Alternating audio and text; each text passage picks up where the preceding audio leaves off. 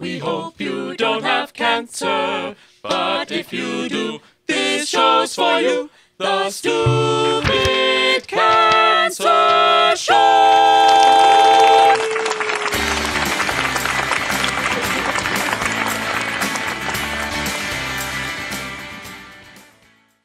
Hey guys, welcome back to another amazing episode, or so we think it's going to be, of the Stupid Cancer Show. I'm Matthew Zachary, founder and CEO here at Stupid Cancer, and with me today is Joyce Reinecke. Hello. Thank you for having me, Matt. Joyce and I go back 12 or 13 years. Yeah, she's one of the back. original progenitors, if I my SAT word channeling today, of the young adult cancer movement. I met her long before this organization was started, and she has been a pivotal influencer in my life to get all this off the ground. So, fancy meeting you here. I know. Just ambled into the studio, so thanks for having me. And gratitude for all you've done to help young adult cancer be given birth. Thank you. Which is a tongue-in-cheek play on what we're going to talk about today. Yes. This episode is brought to you by our partners at EMD Serono. Look them up with a link below in the description. They're an amazing organization that produces incredible drugs that help people facing infertility. Very important stuff. And this show is all about cancer and infertility, one of the most important tentpole flagship concerns that define young adult cancer. So we are both young adult cancer survivors. We are. We both faced fertility issues. We did. We both have twins. We are in the twin club. That is a crazy, awkward, unexpected twin club. Yes, yes, but glad to be there. Very thankful. So you were diagnosed at what age in your sarcoma? Yes, I was diagnosed at 29, and I had a very rare cancer, I was told, called leiomyosarcoma, something I could not spell and never had heard of. It is quite mellifluous, though, if you think about it. Leiomyosarcoma. Yeah, I have to work right through the syllables, you know, to get it right. So it took me a while, you know, to own it and know it. Yeah, it was really shocking. And one of the most shocking parts of that diagnosis was coming to understand that my treatment plan might not allow me to have children. So that was really... Was that made aware to you? Or did you somehow find out that that was a risk? Yes, I've told this story before, and I feel... We'll put a link to all things Joyce below, so you can look at her blogs and all the amazing work she's done. Yeah, no, I always start out this discussion, Matt, by saying that I was lucky. I'm sure you, having your family, feel very lucky as well. And cancer, of course, in your 20s, not lucky. Right. But out of the ashes, so to speak, I think some really great things have happened. And of course, for me, one of them was my children. And I do feel really lucky that I was informed about the risk of infertility after treatment. 20 some odd years ago, that was impressive to be informed back then. It was super impressive. And I do think an important part of that for me was being at a teaching hospital. I was diagnosed at GW Hospital in DC. I was on a business trip, frankly. I didn't live there. And I ended up in the hospital, and the fellows and the residents, I think, were kind of my peers, you know, in age, and they really took care of me. And I got that information from a fellow. So as I like to say, it was not, delivered in really a formal way at all. I think it was really ad hoc. And so that always stuck with me, you know, and over the years of working in this space for Fertile Hope, which...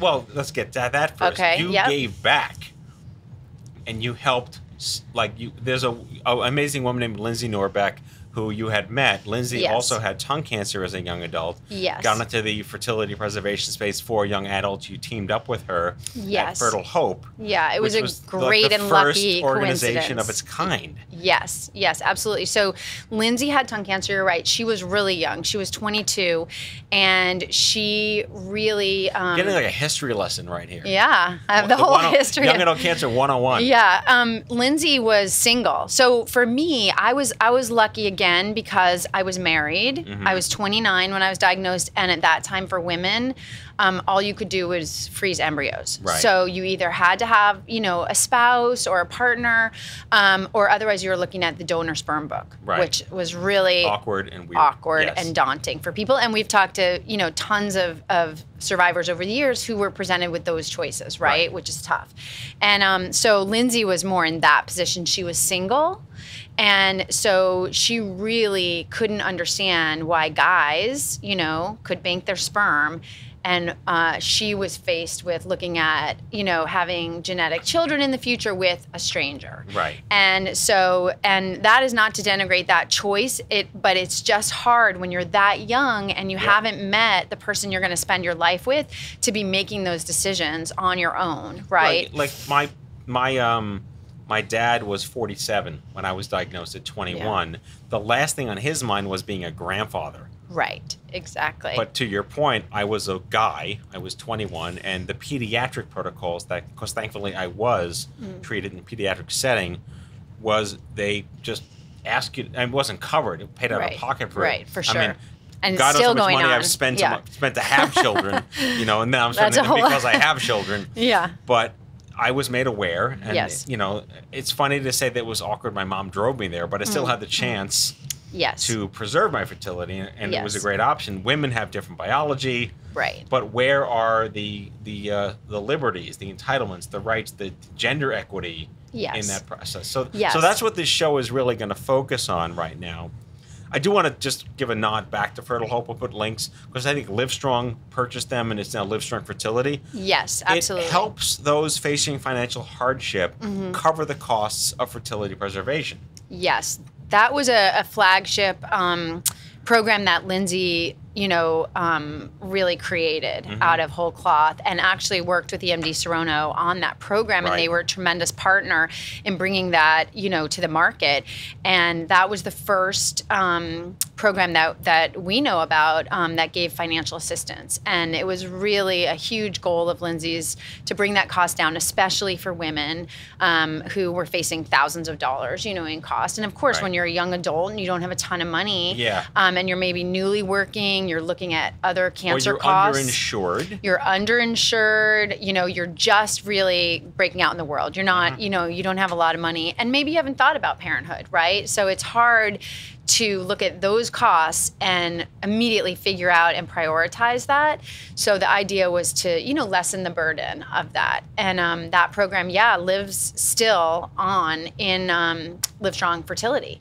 And so we're really proud of that program. So let's get into some of the meat and potatoes here, because here we are literally 20 some odd years after we were diagnosed. Yes. And September, 20 years. I mean, I'll be 22 or 23 years in January. 96, whatever that was, 95. Yeah. Wow. Maths. And tapioca pudding up here too. So that might be aging, but I'm still going to say chemo brain. Yeah, I would do that. I would say that. But here we are in 2018, and the issues of what I'm calling right to parenthood through cancer are still very prevalent.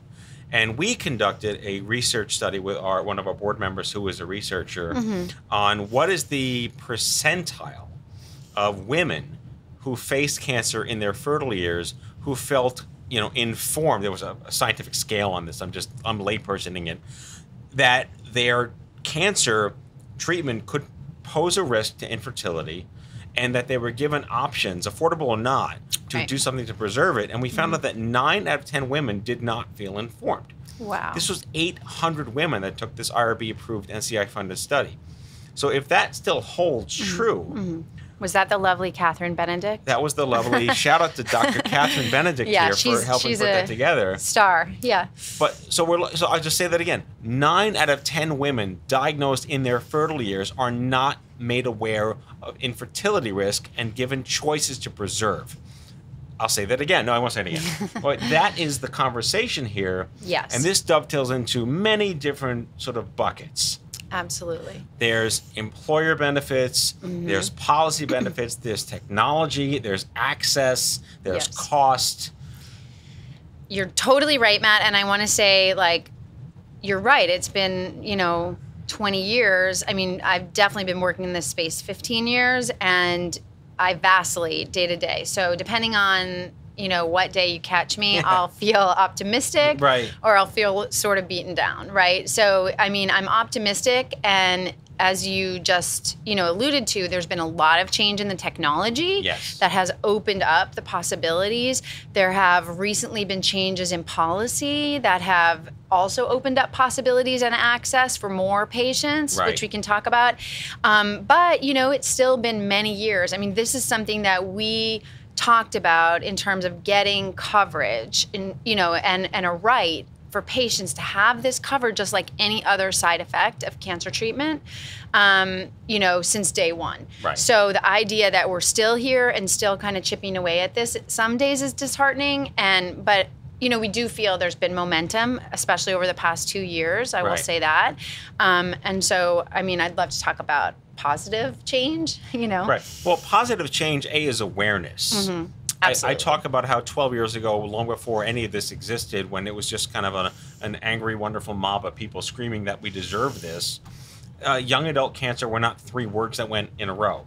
Right. And so there was no need to even have a fertility conversation because we had the level set, what is this first? Yes. And it's a new patient rights manifesto that's generational based on age relevancies here. So now we can say young adult cancer is a thing. It's amazing, like mission accomplished for that. Yeah, I mean, AYA rolls off my tongue, and more I find that people don't ask me what that means. Yeah. They know what it means. So we focus on the most prevalent sort of I hate the word entitlement, but it's really an entitlement. You have the right to be a biological mom or a dad if that's your choice, and something that gets in the way like cancer should not impede that.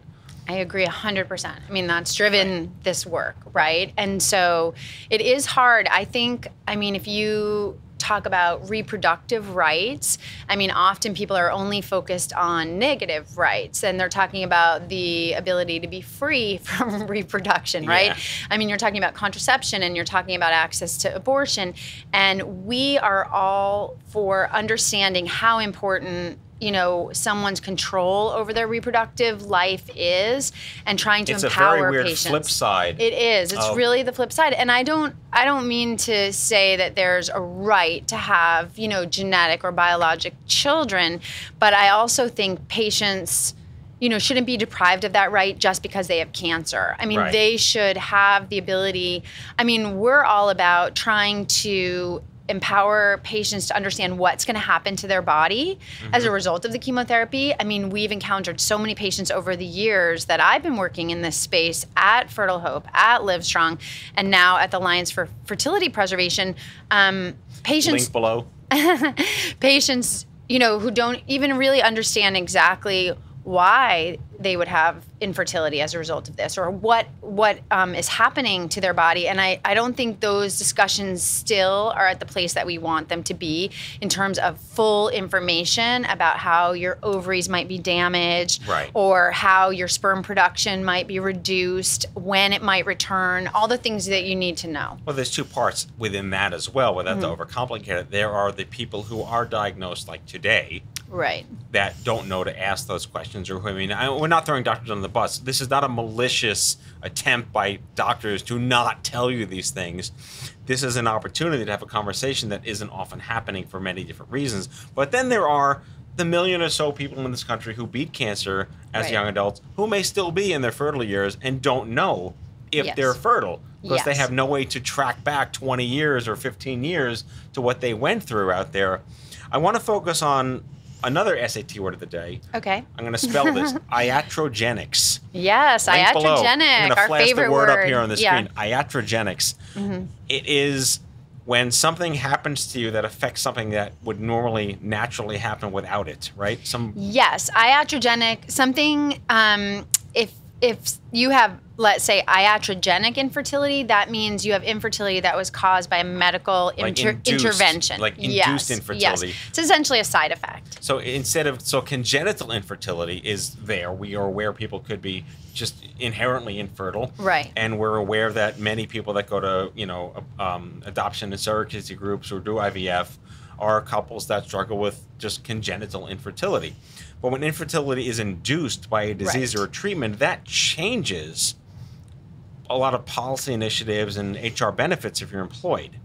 Yes. I mean, so what we've been seeing is a trend for coverage, for, insurance coverage for iatrogenic infertility. Right. So that means, someone who's facing a medical treatment like a cancer patient typically, right? That's who we're usually talking about. But there are people who have sickle cell anemia or some autoimmune diseases. MS, fibromyalgia, Yes. lupus. Yes. And if they have to undergo treatments that are really similar or the same even as cancer patients, right? Bone marrow transplants, things like that, those risks of infertility are all the same because they're really tied to the treatment. Right. And those folks, just like cancer patients, I mean, what we think is really important to understand is how immediate and urgent this is and how urgently this arises. The phone's ringing. We're not going to cut the show, so let the phone ring. So, patients really don't have any time to save. And you went through it and you get a diagnosis and it's abrupt and you have to make a lot of really important life-altering decisions at once. And so what we're trying to do is address infertility decisions and help people make the best decisions that they can, about their future when they really don't know what that's going to be, right? And what the outcome will be. So I want to get the policy at the end of this conversation, but I do want to spend one more moment talking about, most young adults diagnosed with cancer are employed when they're diagnosed. And oftentimes HR benefits are this nebulous netherworld of like purgatory. Yes. You just don't know what's there. So sometimes your insurance may cover iatrogenic fertility preservation, and sometimes it may not. Right. I remember seeing a study a while ago that certain companies have this, certain companies don't, and there are ways to persuade them to change their benefits policy in the interest. And I know many of the Silicon Valley companies have intentionally switched to cover iatrogenic infertility. Yeah, I mean, so Matt, so props to them. Yes, you're exactly right. So, I mean, most people who get their insurance through their employer, if the employer is big enough, they are what is called self-insured companies. And so if a company self-insures, they can choose the range of benefits that they offer. And so a lot of innovative companies trying to attract, the most talented people out there have implemented a lot of family-friendly benefits, and they give, benefits for adoption, for childcare, for parental leave, like really important things that young people entering the workforce care about. And so as a part of that, what we've seen is companies offering egg freezing, and I want to say that usually encompasses what we call social egg freezing, if you will, or elective egg freezing, where someone isn't sick. They don't have a disease. They're not facing iatrogenic infertility, but they just want to freeze their eggs because they don't know when they're going to find their partner or when they're going to be able to start a family. And so we've talked to those companies, and that benefit typically includes iatrogenic infertility. Usually they've removed all the barriers, so there aren't these delays that you have with infertility treatment where you have to be trying for a year. You just say, I have egg freezing as a benefit. I want to access it. And whether that's because you have made that decision personally or because you're sick, you've been diagnosed, it doesn't matter. The benefit is there. So is that something any major company can do today, is investigate what their employee benefits policy is with regard to fertility preservation? Absolutely. And I think individual people can make change. And you can make change by going to your own employer and explaining why this would be necessary. We have benefit language that we can help get people as an example. And it's like flipping a district. You want to get a company to flip their HR benefits policy. Yes. And there are now companies, there are private companies. What we've been seeing also as a trend in the market is private companies that are offering just infertility benefits, or I should say fertility benefits. And those often have egg freezing as a part of them. So that's something that a company can choose to do. It's almost going the direction, I'd say, of like having your health insurance and then having a separate rider or coverage for your dental care or for eyeglasses or whatever. So there are companies, whole companies now, big companies that just focus on this. So let's hit Act 3 of this episode and focus on something very positive, which is policy. Yes, near and dear to my heart. This is one of the best examples of states' rights. if we can get to this conversation. So there currently is no federal mandate that payers cover this regardless of employment status. Right. And many people that live in certain states have taken it into their own hands to get state-based legislation on the books that mandates local coverage, correct? Yes, that's absolutely correct. So shining examples would be what states? So there are now 5 states that have passed, mandates for fertility preservation coverage legislatively. They've introduced bills, and the bills have passed and become law. And so those states. What are the states? Those states are Connecticut was first, then Rhode Island, then Maryland, Delaware, and the most recent was Illinois. And I'll let you know, Matt, I'm here in New York in your studio. Part of the reason I'm on the East Coast is that we had meetings yesterday in New Jersey. And there's still a bill pending in New Jersey that's alive for this year, for this session. And so that's a possibility. And so we're hopeful that that might be the 6th.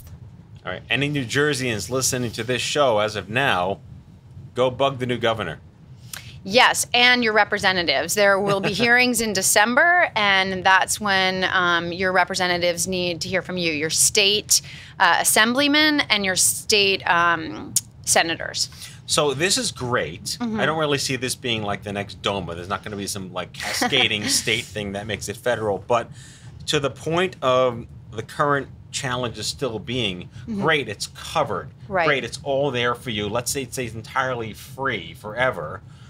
What can we do to improve the probability that that conversation happens with that young woman and that oncologist when they're diagnosed? Well, I think a significant part of that has been evolving and in a positive direction. I think that in 2006, ASCO first introduced guidelines that really said to oncologists, this is your duty and your responsibility to discuss with any of your age-eligible at-risk patients. So that was kind of the first line in the sand, and I think really that was really a big deal and really important. And I think then ASCO has now there have been 2 updates to those guidelines that always are looking at the latest research and where it is. I think through that process, they expanded kind of who they were directing their guidance to all oncology healthcare providers, and so that somebody is having this conversation. So we know that. I also add the National Comprehensive Cancer Network, who were on this show a couple of weeks ago. They just updated their AOA guidelines as well, and to make it even more pronounced that if you have somebody in your clinic with cancer and their ovaries work, talk to them about this risk. Yes, you're right. The NCCN guidelines for AYA, treatment and triage have been in place, and they are great. ASRM, which is the American Society for Reproductive Medicine, they also have guidelines. The AMA went so far as to, recommend this discussion, and then went further and actually recommended coverage. They're the only ones who've really spoken to that piece of it, in a formal way. Right. So, I think the American Academy of Pediatrics, COG, everybody has acknowledged that this is an important part of someone's cancer treatment and of their planning, and needs to be addressed. Now, as you're saying, I think there's kind of a time lag sometimes for people to be aware of those guidelines if they're not seeing a lot of AYA patients, and if it's not really kind of the normal course for the oncologists or the oncology providers. But yes, I think people are much more aware of it than they used to be. And so we're hopeful those discussions are happening. I think in an interesting way, the coverage issue interplays with the discussion issue.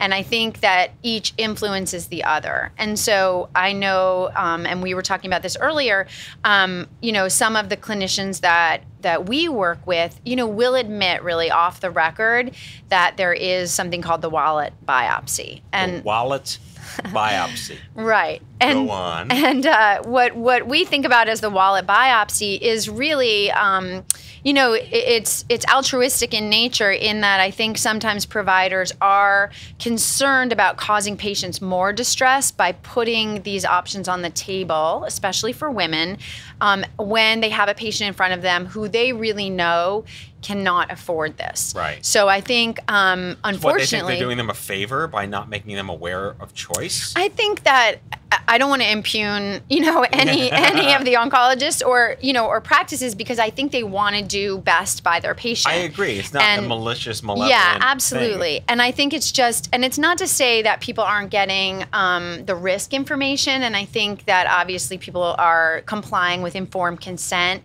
I just don't know how meaningful and thorough the options discussion always is. Right. So, and I think, as patients, as former patients, we've been in that position, and a young patient is really looking to their oncologist, to their team for guidance. Right. And so I think sometimes even just the way that this is discussed, as to whether it's important, whether it's something that's worth, stepping back and, doing before treatment, all of that influences whether the patient feels that this is something that they can do or care about or think about. And so I do think if cost wasn't a factor, those conversations would be a lot freer. I think the hashtag for this show is stupid infertility. But I like the fact that we're kind of ending on a high note because, again, retrospectively, even retroactively, we've come a really long way. I agree. And it's been a hard, almost a Sisyphusian fight to get to where we are today, and we should be really proud of the efforts from the pioneers of the old days. Yeah. Teresa Woodruff, Dr. Teresa Woodruff, one of the pioneers. Absolutely. She invented the word oncofertility. Yes. Which is a wonky word. Yeah. For people like us. Yeah. But it speaks volumes to how passionate people are to restore dignity and equity to a generation that is just so still underserved. Yes. And you're right, just to have a word, just to name it and say, this is a real thing. I mean, it gives it legs and it gives us space, to discuss it. Yeah. And so, where cancer and fertility intersect, I mean, our goal is to make that intersection as small as possible. Well, Joyce Reinecke, this is the first of several series we'll be doing on stupid infertility. I guess I'm just naming it that right now. Yeah. So, Joyce, again, we forgot to mention, the Alliance for Fertility Preservation is your job. Yes, absolutely. So give a shout out to that group. Yes, the Alliance for Fertility Preservation. We are a national nonprofit, and we have tools and resources on our website. The organization was founded by clinicians on both sides of this, and that's why they named it an alliance. There were really people from the cancer space, mostly at Sloan Kettering, and also from Cornell on the reproductive side. And they themselves knew they were working together every day to serve patients and felt there was still a need for more awareness, more resources. We have a free referral tool. Patients can self-refer to get in and have a consult. And we are working really hard in the policy space to make this all more accessible for everyone. So this show is really important. This narrative is not going away anytime soon. But again, you've been working so hard at this. I will add just a quick button. Joyce is one of the reasons I was made aware of my own fertility preservation very risks. kind of you. And Fertile Hope helped me identify that I could possibly be a dad one day. And thanks to your work for that, labor of love Thank stuff. you. That's very kind of you, and that's what it's all about, right? Yeah. All right, guys. Episode 1 of Stupid Infertility. I gotta keep naming it that. Brought to you by our dear friends at EMD Serono, a great organization doing amazing work, advocating for people like us in the fertility space. We'll see you back next time for episode 2. Take care and bye-bye. Hey, everyone. Thank you for watching our show. Please subscribe to our channel and click the notification bell so you are alerted whenever we post new content. Follow us online at stupidcancer.org, Facebook, Twitter, Instagram. You know the deal. Stupid Cancer. We make young adult cancer suck less. Bye-bye.